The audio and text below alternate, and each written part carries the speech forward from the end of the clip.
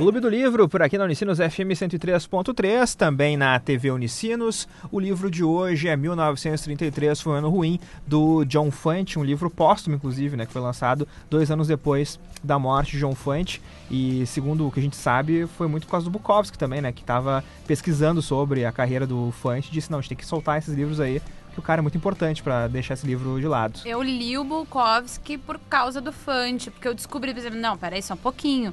Esse cara deve ser muito legal, porque se ele fez redescobrirem o Fante, é porque ele é muito legal. Essa foi a minha história, né? Essa foi a minha história. Idem aqui, eu também li o Fante por causa do Bukowski, que até lembro de, sei lá, trechos num conto aleatório, numa história aleatória que chegam pra ele e perguntam, quem é o maior escritor de todos os tempos? Aí ele fala, John Fante, assim.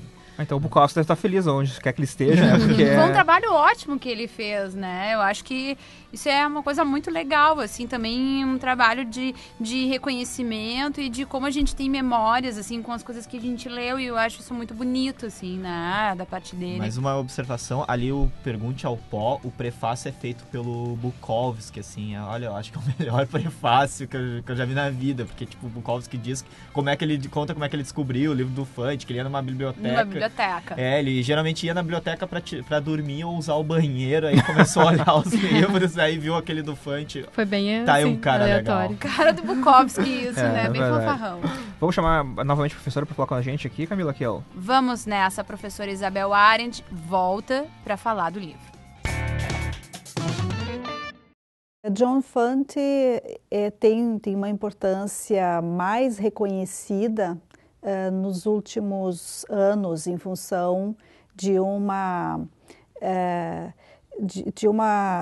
reconhecimento específico de outro autor, que é o Charles Bukowski, né? Eles são escritores norte-americanos, já nos é conhecido isso, né? Porém, ele foi, de fato, colocado à tona e mais reconhecido, então, quando Bukowski exigiu da sua editora que eles publicassem, John Fante, reeditassem obras dele, né? Especificamente aquela Pergunte ao Pó, né? Que nos é a mais conhecida dele, ela é a mais, até pela crítica, né? Muito bem avaliada, e já na época quando foi editado por ele. John Fante escreve, a gente precisa situar isso, né? Mais ou menos na década de 1930, 1940, 50. Ele depois, ele faleceu em 1983, né? Nasceu em 1909, faleceu em 83, mas ficou cego, né? Em função de uma questão de diabetes. Então ele vai produzir especificamente entre 30 e 40, a produção maior dele, e tem alguma dificuldade de ser aceito pela crítica, pelos leitores, né? A recepção da obra é um pouco mais lenta do que ele queria.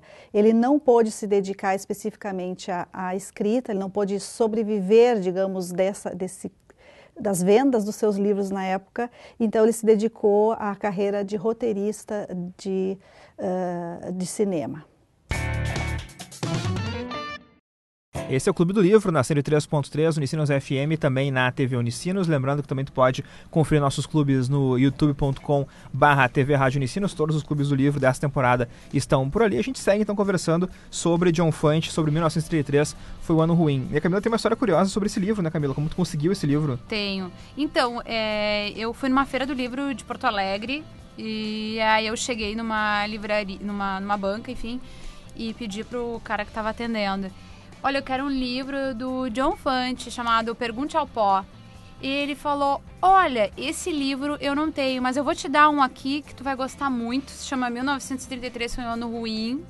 1933 Foi um Ano Ruim. E foi assim que tu descobriu o livro. E tu vai te emocionar muito com esse livro. E aí eu falei pra ele: então tá, então embrulha que eu vou levar. Não, e como é gostoso também descobrir livros dessa forma, histórias dessa forma, assim, né? Eu sou imensamente agradecida por esse cara que eu nem sei quem ele é, não lembro mais nem do rosto dele. Um abraço para esse ouvinte anônimo aí, o telespectador. Um abraço para ele, porque foi o primeiro livro do Fante que eu li. Eu acho que é uma ótima entrada, assim, um ótimo início, né? É verdade, porque a gente já leu, na primeira temporada do Clube do Livro, ainda quando era apenas na rádio, o programa, a gente leu Pergunte ao Pó. Isso. Eu lembro que é uma leitura muito bacana, um livro muito legal mesmo, até por causa do personagem, também todo aquele lance da como o personagem ele é um reflexo do John Fante também, né? Até por ser escritor também, ter um sonho de escrever uma grande obra e tal. Tem aquele romance com aquela garçonete, né? Que é mexicana. E na verdade, tipo, tu lê aquele livro e é realmente um livro muito bom, só que ler o 33 antes, talvez, seja mais interessante porque é um personagem que tem uma idade um pouco, sabe, é uma idade jovem. Eu não sei quando esse livro foi escrito, porque ele foi lançado em 85, mas eu não sei quando John Fante escreveu esse livro, não achei essa informação. Tu não achou? Não, só que é interessante porque é quase que um romance de formação também, muito na vibe do Misto Quente, inclusive tu faz nessa referência, né, William? Isso aí, na minha opinião, 1933 foi um ano ruim, está pro Fante, assim como o Misto Quente está pro Bukowski. Eu acredito que deveria ser, sei lá, o livro de entrada, assim, pra quem quer ler o Fante, começa por esse daí. Pelo 33. Porque é uma história também, né, que mostra... É muito fácil de se relacionar também com aquela história, porque todo mundo já foi jovem, todo mundo já teve um sonho que talvez não pudesse, sabe, alcançar.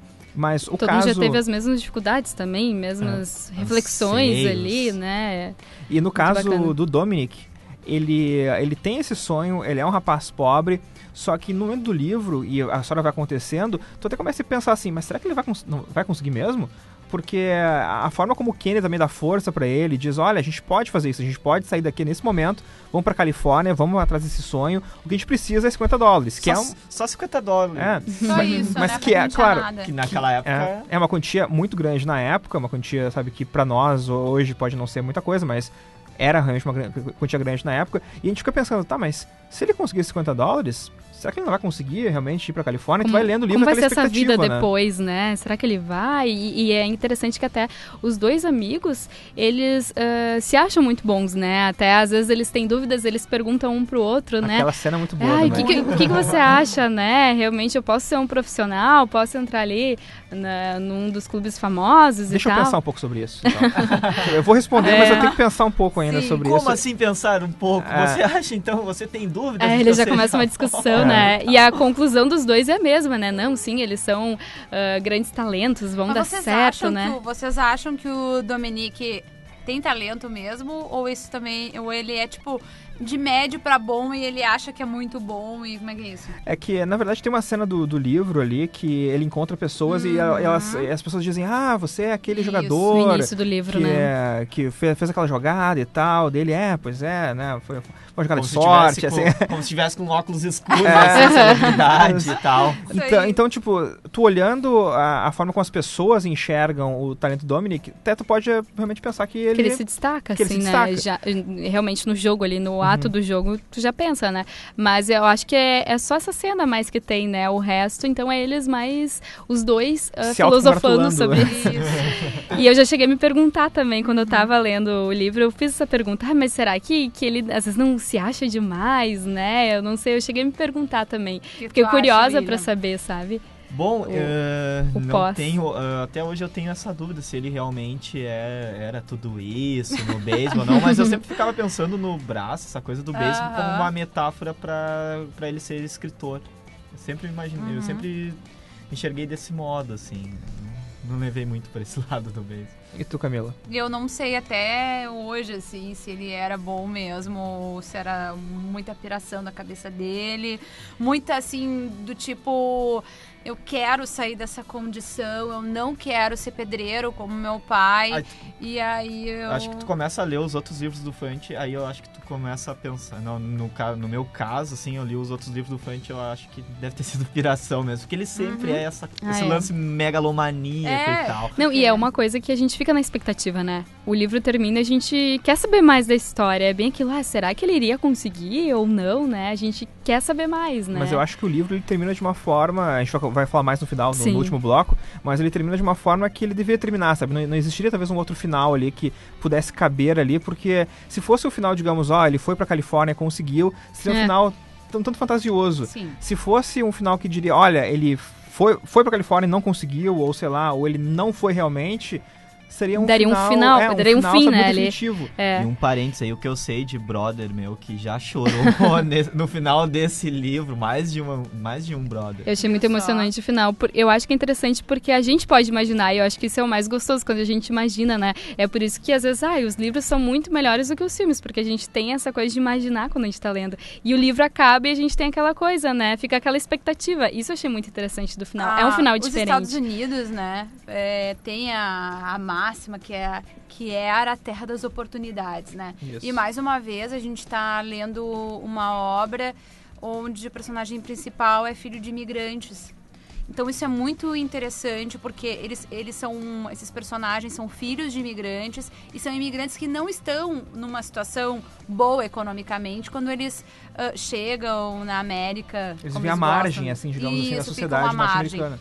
Então, isso é um dado bem interessante, assim, um dado histórico bem interessante, porque são, então, já americanos, né? Os pais são imigrantes, mas eles já são americanos e eles estão aí buscando esse lugar ao sol que os amigos americanos ancestrais têm, tu entende? Então, fica aí também uma coisa assim de trajetória, né? Como é que esse país acolhe essas pessoas e como é que entende essas pessoas numa outra condição. Então, eu acho isso um aspecto interessante para destacar da obra, né? E outra coisa, é uma família italiana mesmo, eles são passionais, eles são sanguíneos. Então, se eles vão brigar, eles realmente vão brigar. É uma briga de pai e filho, mas é uma coisa, entendeu? Bruta ao mesmo tempo, mas tem muito amor ali. E eu acho que isso aqui é o emocionante da obra.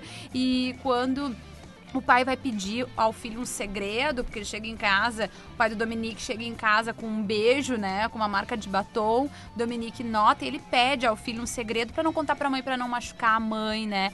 E aquilo tudo tem toda uma carga emocional ali, o próprio relacionamento da mãe com o pai. Então, nossa, ele é um livro, assim, muito emocional. Eu acho que uma coisa que ficou muito clara, assim, pra mim no livro é essa evolução da relação pai e filho, né? Eu quero deixar pra depois do intervalo, vamos comentar mais sobre essa relação pai e filho depois do intervalo, pra gente também chegar já nos finalmente já desse livro. Que já vai pro final. 1933 foi um ano ruim do John Fante, não sai daí.